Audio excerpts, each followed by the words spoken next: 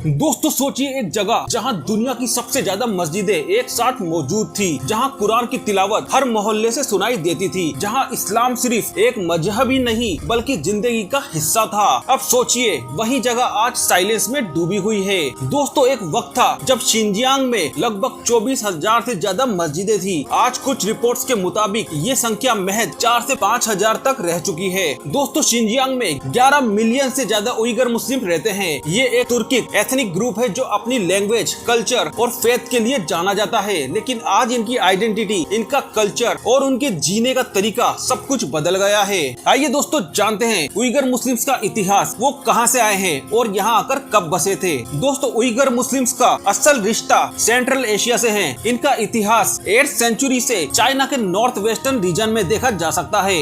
ये लोग silk road के जमाने में ट्रेड और कल्चर के लिए मशहूर थे। उइगर्स ने इस्लाम को 10th सेंचुरी में कबूल किया और तब से शिनजियांग यानी कि उस वक्त का ईस्ट तुर्किस्तान एक इस्लामिक कल्चर का हब बन गया। ईदगाह मॉस्क जैसी जगह उसी एरा का हिस्सा है। दोस्तों उइगर्स अपनी टर्किश जैसी लैंग्वेज बोलते हैं और कल्चरली वो सेंट्रल एशिया के लोगों से ज्यादा जुड़ा हुआ महसूस करते हैं। आइए दोस्तों समझते हैं कि चाइना इनको थ्रेट क्यों मानता है। चाइना का कहना है कि शिनजियांग में कुछ एक्सट्रीमिस्ट टेंडेंसी डेवलप हो रही थी। कुछ आइसोलेट इंसिडेंट्स जैसे 2009 के उरुंगकाई राइट्स या कुछ ट्रेन स्टेशन अटैक्स के बाद शिनजियांग को अनस्टेबल रीजन के रूप में देखा गया। इस वजह से चाइना ने यहाँ स्टेबिलिटी मेंटेनेंस पॉलिसी इम्प्लीमेंट की, जिसका मेन एम था कल्चरल इंटीग्रेशन और सिक्योरिटी सर्विलांस। उइगर मुस्लिम्स का अलग कल्चर, लैंग्वेज और रिलीजन, इन सबको एक पोटेंशियल सेपरेटिस्ट मूवमेंट का बेस समझा गया। दोस्तों इसी वजह से उनके रिलीजियस और कल्चरल एक्सप्रेशंस पर रेस्ट्रिक्शंस लगा दी गई। आज उइगर मुस्लिम्स की जिंदगी में सब कुछ बदल गया है। वक्त के साथ शिनजियांग का स्टेटस भी चेंज हुआ है और अब यहाँ पॉलिसीज काफी टाइट हो गई है। मस्जिदें या तो बंद हो गई है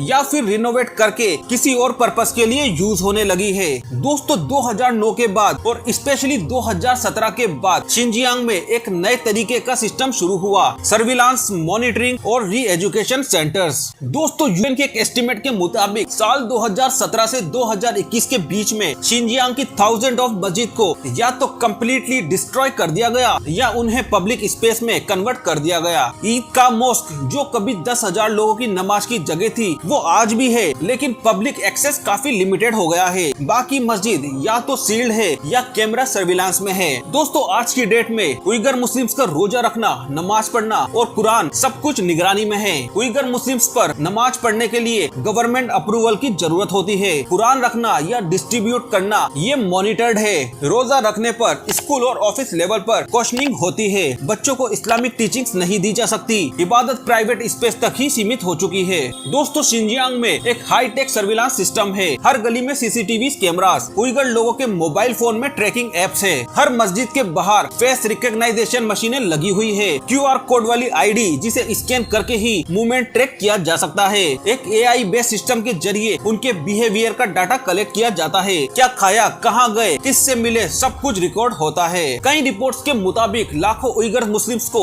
वोकेशनल ट्रेनिंग सेंटर्स या री एजुकेशन कैंप्स में भेजा गया है। यहाँ लोगों को मैंडेरियन लैंग्वेज सिखाई जाती है, कम्युनिस्ट वैल्यूज और नेशनल यूनिटी पे ट्रेनिंग होती है। रिलीजन को सेकेंडरी बनाने की कोशिश की जाती है। दोस्तों गवर्नमेंट इन सेंटर्स को प्रोफेशनल ट्रेनिंग का हिस्सा बताती है, लेकिन कई ह्यूमन राइट ग्रुप्स इन्हें डिटेंशन सेंटर कहते हैं, जहाँ लोगों की आइडियोलॉजी रिशेप की जा रही है। दोस्तों हलाल सर्टिफिकेशन पर भी कुछ एरियाज में रेस्ट्रिक्शन है। होटल और रेस्टोरेंट हलाल फूड सर्व करते हैं, लेकिन पहले जैसा ओपन एक्सेस नहीं है। लेबल्स रेगुलेटेड होते हैं। ट्रेडिशनल उइगर ड्रेस या बियर्ड, मुस्लिम अटायर पर भी कई लोगों को नोटिस दिया जाता है। पब्लिक में विजिबल इस्लामिक आइडेंटिटी को कंट्रोल करने की कोशिश होती है। दोस्तों पहले उइगर मुस्लिम्स एग्रीकल्चर, हैंडीक्राफ्ट और लोकल ट्रेड में काम करते थे। शिनजियांग के ड्राई फ्रूट्स, कारपेट्स और लोकल फूड आइटम काफी फेमस थे, लेकिन आज के समय में कई रिपोर्ट्स के मुताबिक कुछ लोग टेक्सटाइल्स और इलेक्ट्रॉनिक फैक्ट्री में काम कर रहे हैं। रिपोर्ट्स ने फोर्स लेबर कंसर्न भी उठाया है।